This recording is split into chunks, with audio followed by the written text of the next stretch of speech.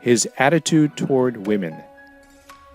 The attitude which a young man assumes toward women is one of the surest index fingers to his character, and nothing stamps him with such unerring accuracy before men. And if this be true in a general sense of his attitude toward the whole sex, it applies with particular force to his position as son.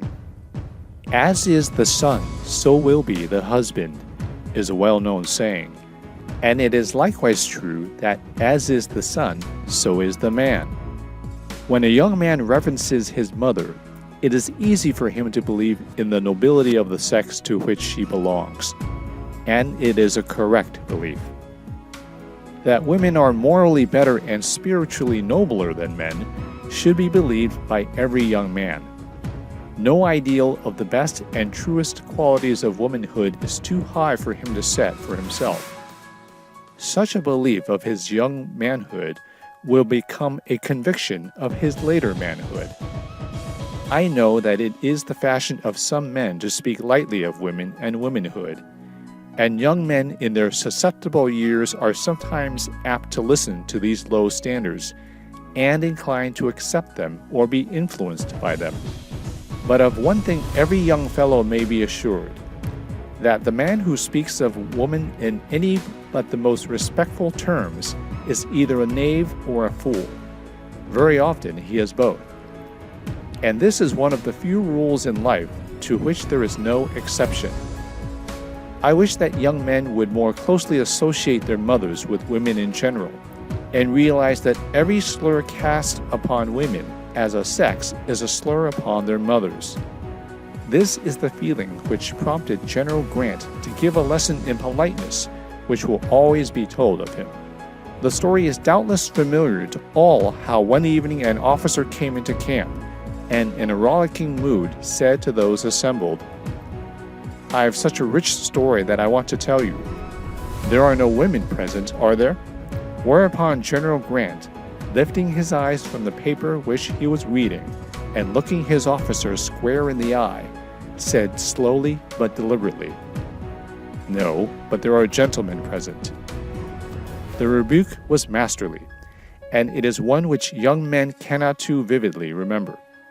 Nothing in this world stamps a man more decisively in the eyes of his fellow men than the practice of telling off-color stories in which women are concerned. I have often seen this practice followed, but never yet have I seen a single instance when the storyteller did not lower himself in the estimation of his listeners. Men are prone to laugh at these stories when they are told them, but privately I have noticed that they form their own opinion of the man who tells them, and the opinion is always of one kind. It is the man who upholds womanhood who commands the respect of other men. The man who attempts to lower it invariably invites their distrust. The men who hold that every woman has her price are the men who, in the estimation of other men, have no price at all, commercially, socially, or morally. The man who uses such an expression regarding woman simply apes the smart utterance of the first fool that God ever made, and after whose pattern all the other fools in this world were created. A man who truly loves his mother, wife, sister, or sweetheart never tells a story which lowers her sex in the eyes of others. He who tells such a story is always lacking in some one respect, and generally it is common decency. I have dwelt upon this point because I should like young fellows to believe more firmly than they do that it is not cattishness or babyishness or goody-goodiness to refuse to listen to a story which makes light of women. It is one of the manliest qualities which a young fellow can show, and deep down in his heart, every man will respect a young man for such a position. The higher order of men never forget that, being born of woman, they owe an obligation to their mother's sex, which, as loyal sons and true gentlemen, forbids them to listen without protest to offensive stories in which woman is concerned. And no young man can listen to this class of stories without offending his mother, his sister, or the girl who a little later will teach him through her own sweet life that whatever is said to the moral detriment of her sex is a lie, and a reflection upon the two women who, one at the beginning of his life and the other at its ending, will prove his best friends, his mother and his wife. It has often been said before, but it is one of those truths which can as often be said again, that a woman is a man's truest and most loving friend, first, last, and all the time. And particularly is this so of a mother. I know perfectly well that young men are apt sometimes to think that their mothers are unreasonable, and they are sometimes, undoubtedly, and a little selfish too. But one point must not be forgotten. It is an unreasonableness and a selfishness born of a mother's surest instinct for the best interests of her boy. I can look back to my earliest years of young manhood and see where again and again I thought my mother was either wrong or unreasonable or prone to be a trifle too cautious. But I can also look back now, and I cannot see one instance in which after events did not prove her to be right.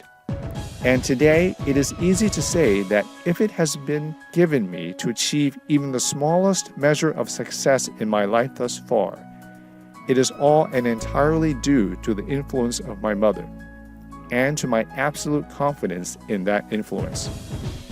No woman has been so much to me. No woman is more to me at this moment that I write than she who is my mother, my confidant, my truest and best friend. Always watchful, always loving, always true, always the same. And gladly do I write this loving tribute to her, grateful that I can place it in her hands rather than on her grave. There is no deeper or greater satisfaction to a man than to be able to have his mother live to see him fairly launched on a successful career of usefulness. If his father dies before he has made his mark in the world, he does not seem to feel it so keenly. But somehow he always wants his mother to live long enough to see for herself that she did not give him life for naught, and that the world is a little better off for the being which she gave unto it. There wells up within his nature a peculiar sense of pride when someday his mother comes quietly to him and, putting her arms around his neck, says with all the tenderness of a mother's love, "You have done well, my boy. Now I am content to go." No matter how hard a man may have worked, such approval comes to him as his sweetest and richest reward. The applause of the world is little compared with such a motherly benediction, and more precious to him is the remembrance of that short sentence in after years than all the honors that can be showered upon him or the riches that may come to him. It has been my privilege to hear this sacred thought from the lips of more than one of the most famous of American men who are today leaders in their professions, others who have gone to their graves crowned with the ripest honors and fullest laurels of the world. For men, even in their most mature years, are, after all, nothing but grown boys. The fond stroke of a mother's hand is as welcome at 40 as at 14. The world never looks so bright to a man as when he sits at his mother's side with her arms around him. A woman never seems so gentle as when she fondly strokes the recreant lock from his brow after a trying day and says in that voice so familiar but ever sweet, "You are tired, are you not, dear?" Ah, those women who come into a room when a man is almost worn out and bring new life and new hope and new spirit with them. Those God-inspired mothers who say so much in a smile, who speak so lovingly to us in a look, who send a thrill of confidence through a man in a tender pressure of the hand. They know us so well. They knew us when we were children, but how much better they know us when we are men. We try to convince them that we are no longer boys, but only a quiet little smile and a fond little petting shows us the fallacy of our own words. They stroke our cheeks, and somehow the mind seems more restful and the brain ceases to throb. The things we try to hide from them are the very things we tell them about. They know with a single look just what is troubling us. And although they never ask us, we pour out to them our worries just as we did when we were children. The quarrels of the playground have only become the worries of business, and the baby of the cradle has simply become the baby of the mother's heart. It is easy for a man to think well of woman when he can look at her through the eyes of a good mother. And it is this which I want every young fellow to do. His mother should be the central figure of womanhood to him, his ideal, his standard. And while necessarily other women will suffer in comparison, it will only be in the respect that to the one he is a son, while to the others he is a man. The tenderest solicitude which a young man can show to his mother, the most unremitting care he can give her, are none too good for the life he owes to her.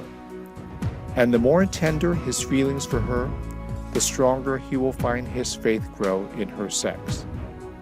There is no influence to be compared with that of a good woman over the life of a young man.